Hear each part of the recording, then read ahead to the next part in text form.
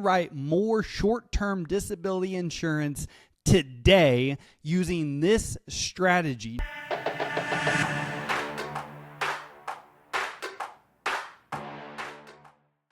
Hey, welcome to the Insurance Buzz. I am your host, Michael Weaver, and I'm flying solo today, baby. And today I'm going to be sharing how you can write more short-term disability insurance today using this strategy. Now, many of you, if you've been listening to the Buzz for a while, you've probably heard my debt payoff protector plan strategy when it comes to life insurance.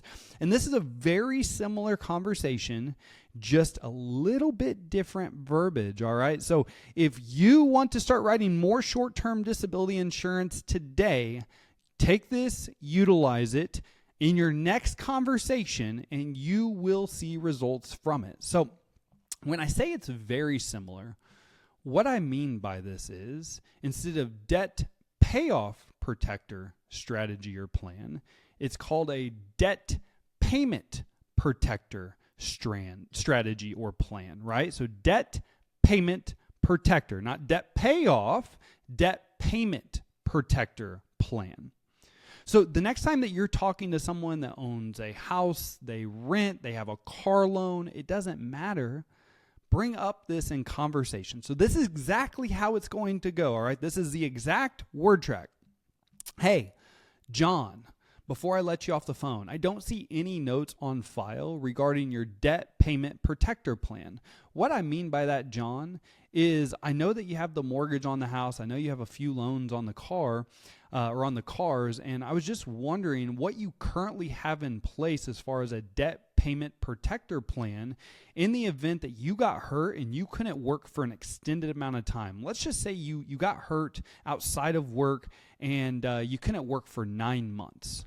What does your plan look like to ensure that all of your loans can continue to be paid even though that you're not going to work and you no longer have a paycheck or you have a reduced paycheck of around 50%? What does that plan look like?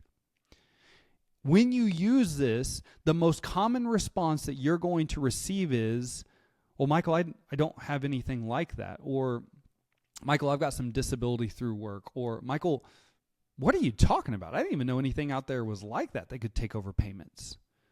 Well, John, let me ask, so regardless of what's said, you're going to redirect the conversation and say, hey, I'm totally with you. Let me just ask you real fast. Would it be important to you that you had a plan in place to where if you got hurt and you couldn't go to work for an extended amount of time, that you actually had a plan that would take over the payments on all of your loans so that you didn't have to worry about how you were going to make that next loan, maybe being forced to sell the house, sell the car, or even start to talk to debt collectors? Like, would it make sense for you? Would that be important to you?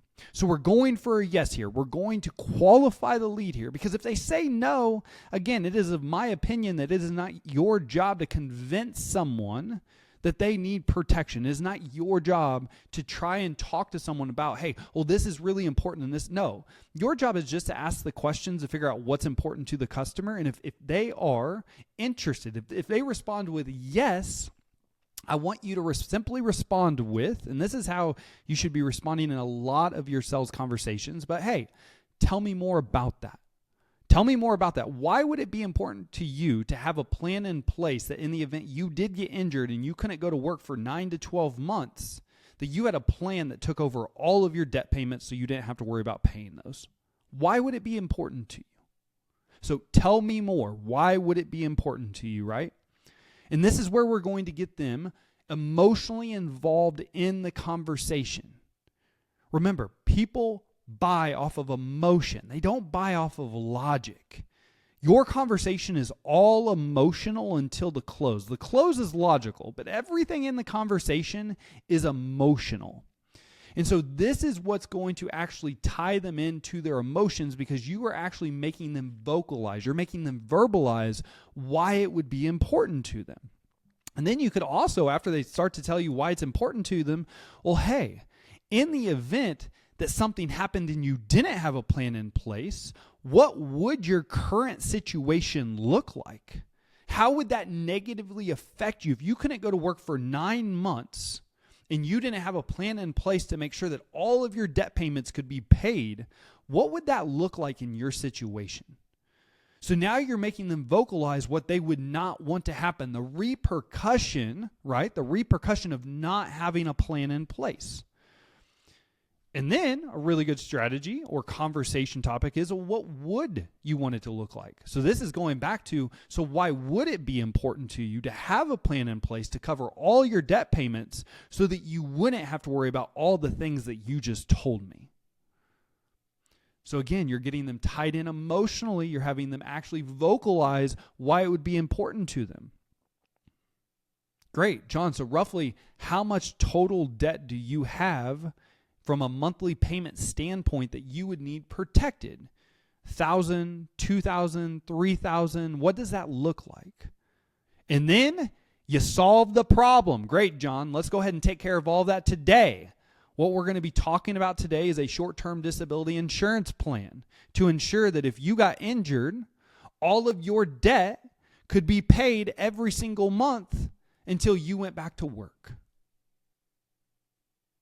Easy, right? Simple. So remember, debt payment protector plan or debt payment protector strategy, whatever you want to call it. This will be, again, we are using words that matter. We are using words that your customer can relate to and understand. And that's why the debt payment protector plan works so well. And if you just bring it up on your next conversation, it doesn't matter if it's your new business conversation, if you want to call your current customers that have mortgages or rent, have car loans. Remember, you have rent payments every single month. You got to make sure that's protected, right? This works on every single customer that you're talking to. Renter, homeowner, car loans, doesn't matter. The next time you're talking to someone and you notice that they have some type of debt on their file, or they are required to make some type of monthly payment, even their insurance payment, bring this up. What does your debt payment protector plan look like to ensure that if you got injured today and you couldn't go to work for 9, 12, 18 months, that all of your debt payments could be paid so that you wouldn't have to worry about being forced to sell something, being forced to go to collections, possibly even bankruptcy? What does your plan look like to ensure all those payments can be paid regardless if you are working or not? If you just bring that up in conversation, you will have success when it comes to disability insurance today. I'd love to know your take on this. Come on, text me now, 816-727-7610. Let me know if you have any questions. And when you use it, let me know your results. Let me know your success, because you will have success with this. Other than that, as always, time and attention are by far our most important assets. I appreciate you spending time with me today on The Buzz. Go out and make it great, baby.